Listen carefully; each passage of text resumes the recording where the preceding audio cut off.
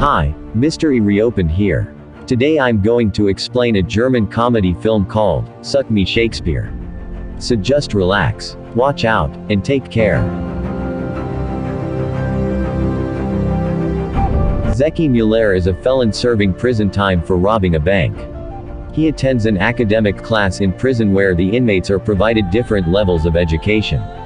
On evaluating Zeki's knowledge, the teacher discovers that he is dumber than a middle schooler. She thinks you should be locked away from society because of his general lack of knowledge. But against her wish, Zeki is being released that day. He walks out of the prison with a trashy phone and a few pennies to start his new life. But he is not worried at all. It turns out that he had stolen €1 million right before going to prison. His friend Zeynep takes him to the place where she has buried the money and gives him the coordinates of the exact spot. To Zeki's surprise, a school's gymnasium has been built over his money. He is distressed but determined to get the money back.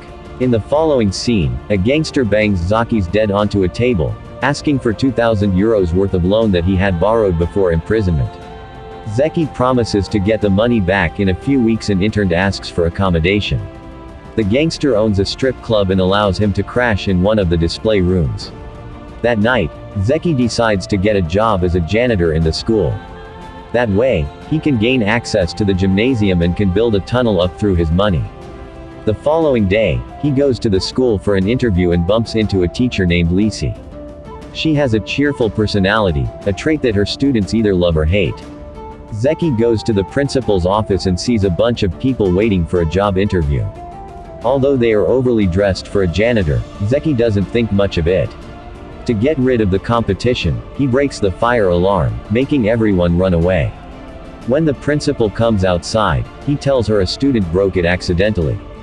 Zeki soon finds out that the principal thinks he is there to apply for the job of a substitute teacher. He tries explaining otherwise, but she doesn't give him a chance. When Zeki finds out that the teachers get a spare key to the gym and the salary of €2,000, he cannot let the opportunity go. Now, the only problem is his academic qualifications that he needs to hand in the next day. Outside the school, Lisi is trying to stop a student who is smoking. Zeki helps her and asks her for a favor.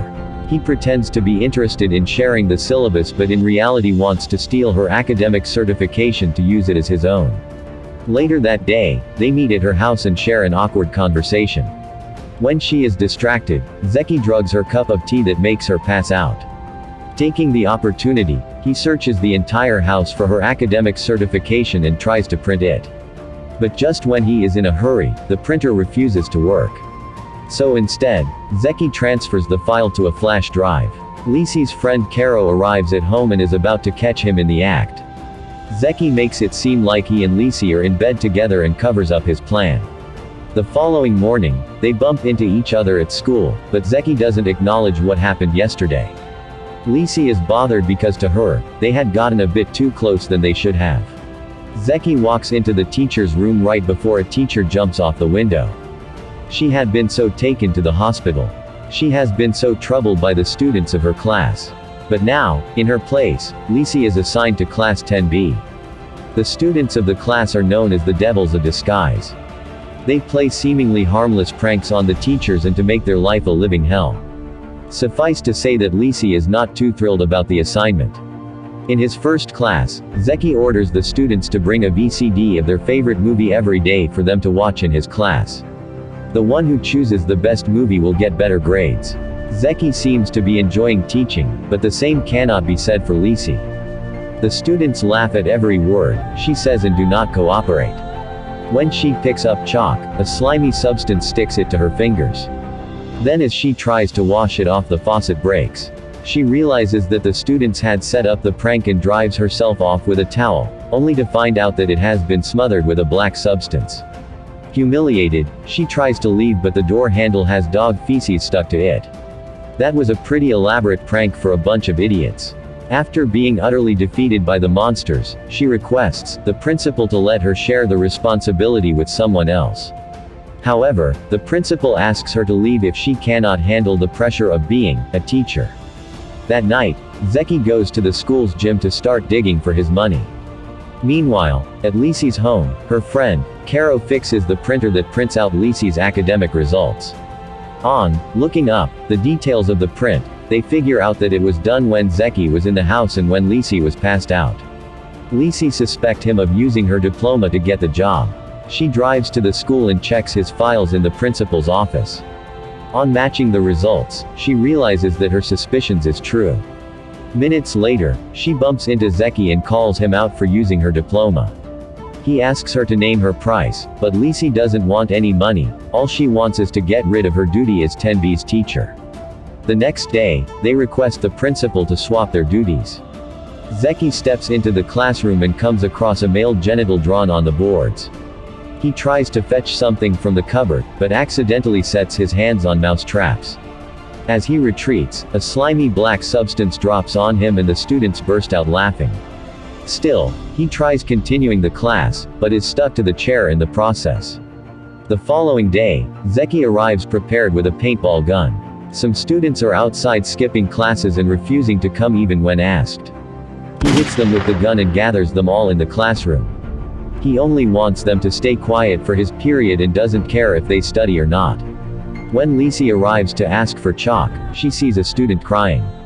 She tells Zeki about it, to which he asks the student to cry silently. Lisi realizes that he isn't teaching them anything and is getting paid for just sitting there. That night, Zeki is kicked out of the strip club because of accommodation difficulties. With nowhere to go, he ends up at Lisi's home. Lisi and Caro mistaken for an intruder, which he kind of is, and beat him up before realizing who he actually is. He stays the night at the house, with Lisi, Caro and Lisi's younger sister Laura. The next morning, Zeki begs Alicia to let him stay at their house for 2 weeks. Initially, she doesn't want a fraud like him around them, but then, she gets an idea. She agrees to let him stay, but only if he actually teaches 10B and it doesn't just hang around with them. Desperate for a place, Zeki accepts the offer. To help him teach, she gives him the reading material and the syllabus. Caro also advises him to control the class's leaders, Daniel and Chantal. If the leaders respect him, the others will automatically follow. Zeki reads the details about the leaders and finds out they are micro-criminals. Later that day, Lisi and Zeki go to the strip club to get dinner.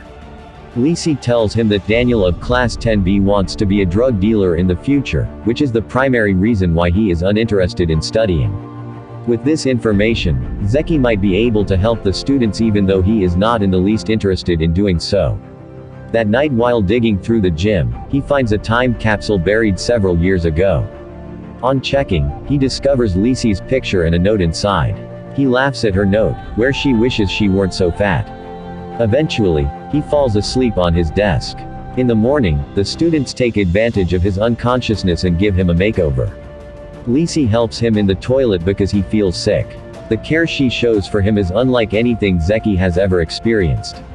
He slowly, but surely starts falling for her. The following day, Zeki takes class 10B to an educational tour to a drug dealer's house. Daniel witnesses what the life of an actual criminal looks like and decides to take a different career path. Zeki advises the students to join Lisi's theater class if they do not want to end up like the dealer. They do, as told, an audition for a Romeo and Juliet play. Daniel auditions for the role of Romeo and is great. However, Zeki thinks the drama is too boring. He and the students collectively rewrite the play and to make a modern and entertaining version. A few more weeks go by, in a similar fashion. Zeki continues, digging the tunnel through the gymnasium. He had Lisi get along well and the students have started to study instead of creating trouble all the time. One day, the teacher's ratings, given by the students, are released on the internet. Lisi is disappointed because she doesn't get selected for any category. To most of the teachers it is just a silly game, but since Lisi wants her students to like her, she feels extremely down. To make her feel better, Zeki takes her and the students to a station, where they vandalize a train. The students see the fun side of Lisi for the first time and start to respect her. Because she likes crime too. They have to run away after almost being caught by the police, but Lisi enjoys the night nonetheless. The next day, the students greet her in the hallway and politely agreed to do everything she says. Then they go on a field trip to a farm for a project. The children are playing around, when they accidentally hit her with a sex hormone that makes her high. At the end of the day, Zeki has to carry her home and calm her hormones down. Her younger sister Laura is worried because the people from child services are going to be there any minute.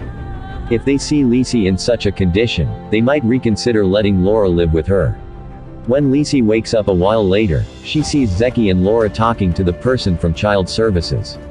Zeki pretends to be her caring boyfriend and kisses her as an act. Smooth Zeki. After the official leaves, Lisi asks him what he wants intern for the favor.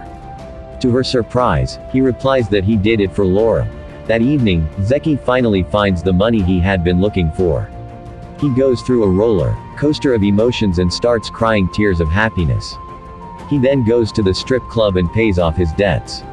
When asked where he wants to go now, Zeki claims he has started to like his new life. On the day of the modern Romeo and Juliet play, everyone is nervous. But at the end of the day, the play is a hit and gets second place in the competition.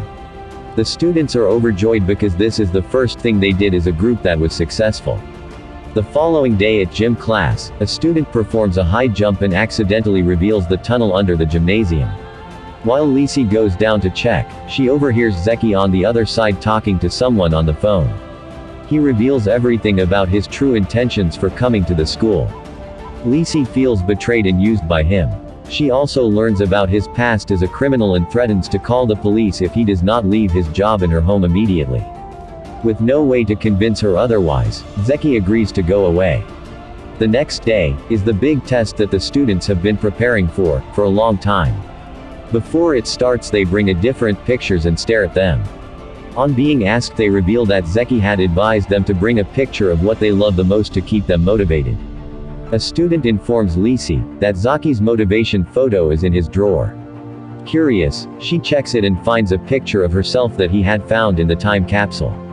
Just then, Zeynep arrives with a letter that Zeki left for Lisi. The letter says that he is sorry for breaking her trust. He also explains that he had decided to start a new life as a teacher, even after getting the money. Zeynep adds that Zeki is on his way to rob a bank with a bad influence. If Lisi doesn't stop him, he might enter the crime world again. Lisi immediately tries calling him, but the call goes straight to voicemail. She gets an idea to use a science project to communicate with him. With the help of the students, the plan works, but Zeki's crime partner breaks the project. At last, Zeki realizes he wants to continue living his life as a teacher and ditches the plan. Following that, he goes home with a gift for Lisi, and asks her to be his prom date. She opens the box, and finds a beautiful dress inside. They meet at the end of the stairs and kiss. At school, the principal cries while checking 10B's test papers. The progress they have shown is exemplary and all credit goes to Zeki. She wants him to stay as a permanent teacher, but Zeki comes clean and tells her he isn't qualified. The principal doesn't seem to care. She forges a high school diploma for him and allows him to stay. Not sure what the moral is on that one. At last, the couple joins everyone at the prom, and enjoys it. Subscribe for more videos like this, turn on notifications, and leave a like to help the channel out. Thank you for watching.